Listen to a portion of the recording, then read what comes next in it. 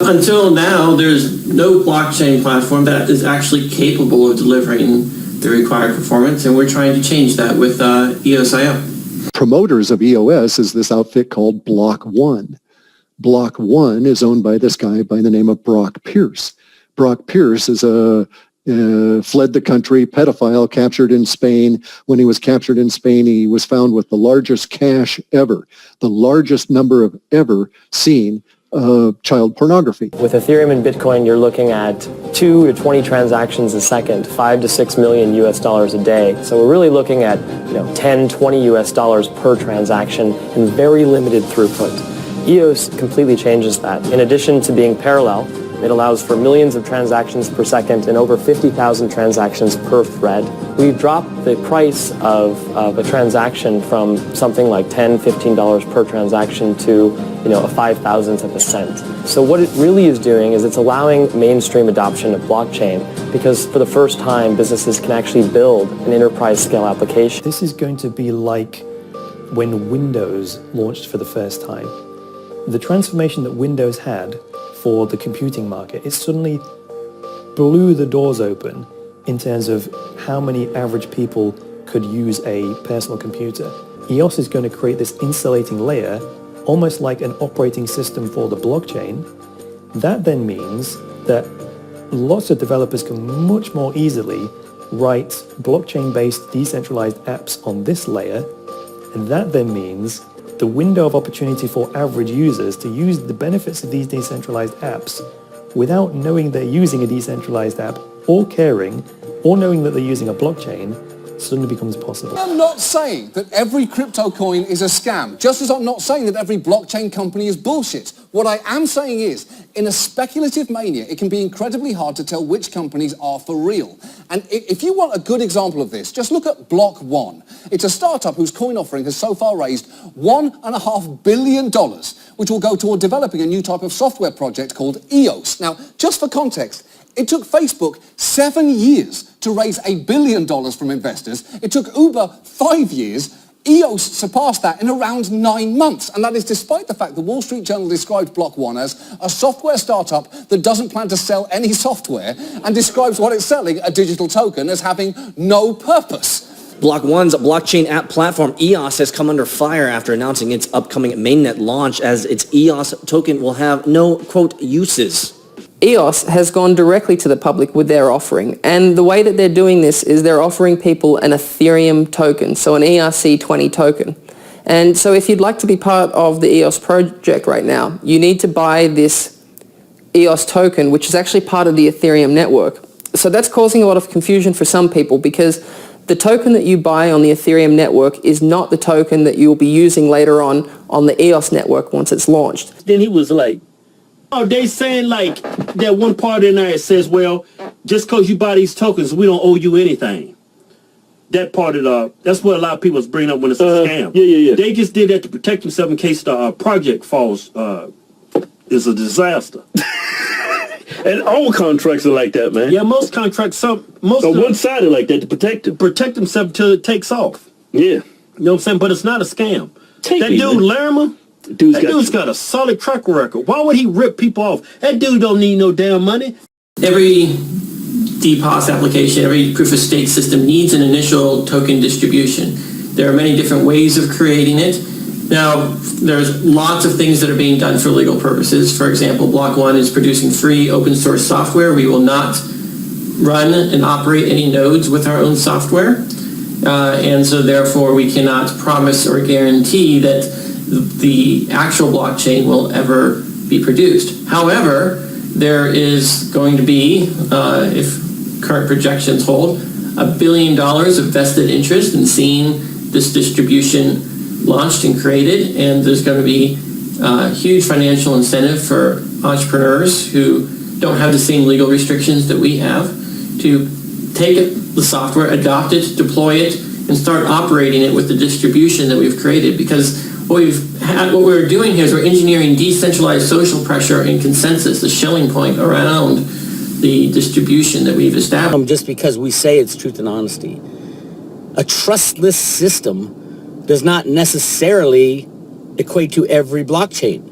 You have to trust the system when it's something like choosing supernodes. There must be trust within that system. So proof of stake can never be a trustless system where you don't have to trust anybody. You do have to trust people. You have to trust the people who are controlling the supernodes. And right now, there are some very untrustworthy people doing that. And while the company insists that EOS will be the most powerful infrastructure for decentralized applications, which they say will be usable, it hasn't launched yet. EOS, the countdown. 2 days, 5 hours, 52 minutes, 10 seconds, 9 seconds, 8 seconds, 7 seconds, 6 seconds. It's coming. So you sort of just have to take their word for it, and they do talk a big game. Everything will be better, faster, and cheaper. Everything will be more connected. Everything will be more trustworthy. Everything will be more secure. Everything that exists is no longer going to exist in the way that it does today. Everything in this world is about to get better. Talking, this is a scam. Can't be no scam, man. This dude, Larimer, he's got a track record. Now that sleepy, creepy cowboy from the future is named Brock Pierce. He began his career appearing in The Mighty Ducks and in a Gushers commercial as a child who turns into a banana. Well, that banana then got involved with some very unsavory figures. Just Google Brock Pierce scandal is all I'm saying there. That's what I'm saying. This dude's got a track record. Just because he's associated with dudes that like getting up inside of little kids, they think the whole coin's a scam. Well, it is a red flag, man. Well, look at this. Did they do it at Subway? This dude was a pedophile. It didn't mean the company didn't make no good sandwiches. It was just that the spokesperson like little kids. You see what I'm saying? Every DPoS application, every proof of stake system needs an initial token distribution. You've probably heard of airdrops before, but there's a big difference between a small airdrop used to raise awareness, where, say 5% of the total tokens are given out, and a pure airdrop, where tokens are given out to EOS holders on a one-to-one basis. That means for every one EOS token you have, you get one of the airdrop tokens. Following? You see, airdrops aren't just a way to raise awareness about your project. They're actually becoming a new funding model. EOS Stack recently did an airdrop one-to-one to EOS token holders, where they sent out 900 million tokens to the first 900 million EOS holders. Now, in addition to that, they also kept 300 million tokens for themselves. So, how is this a funding model? Well, you see, when the market, when all these different exchanges, the supply and demand on these exchanges determined that the EOS Stack token was worth 15 cents, suddenly those 300 million tokens that EOS Stack kept for themselves are worth $45 million. But the beauty of this is not just in the fact that they can raise money, it's that they can raise money without collecting any money. No longer is there this massive financial risk for the people who are backing that ICO. No longer is there a risk of people defrauding investors because, well, there are no investors. They're able to airdrop these tokens out for free while still raising money for their project if the market deems their project to be valuable. But Nick Szabo, the guy behind BitGold, which was kind of like Bitcoin before Bitcoin, he doesn't like EOS. He tweeted, "Great thread about how much EOS depends on naively drafted constitution, human-interpreted wet code. As a result, EOS will be labor-intensive, permissioned, jurisdictionally biased, and will have poor social scalability."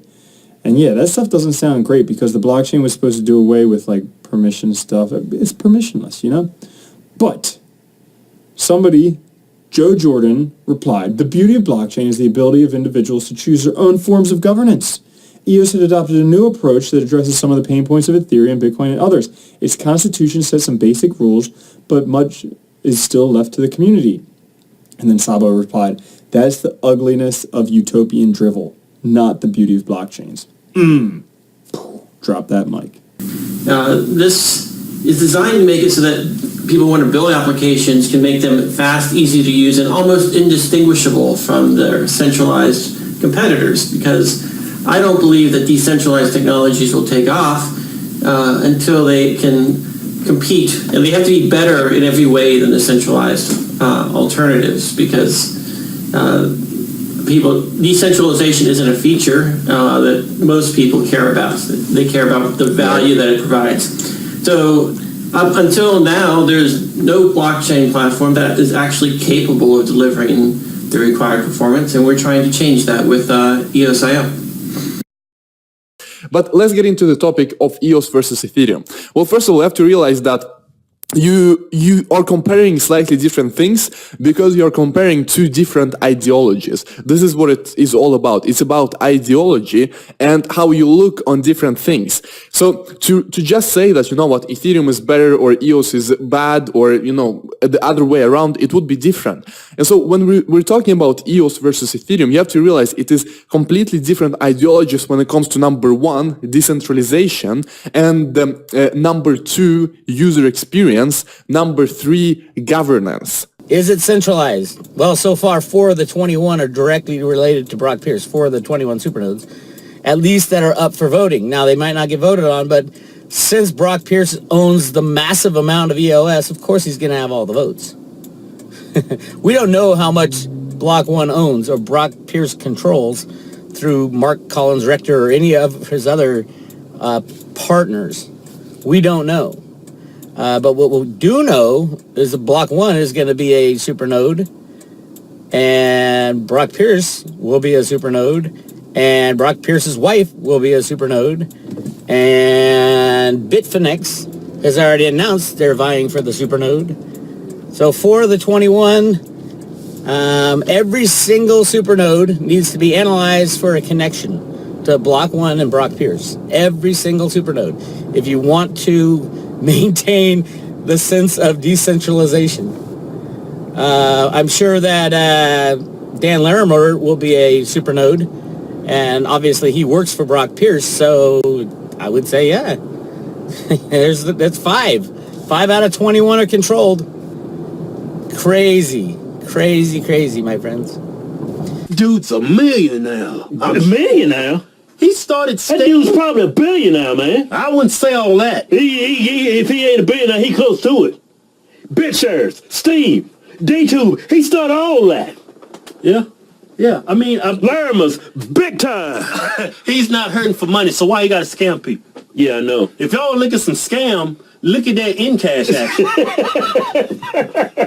Hey, I mean, we're not saying that's a scam, but it's got a strong, it's a red flag.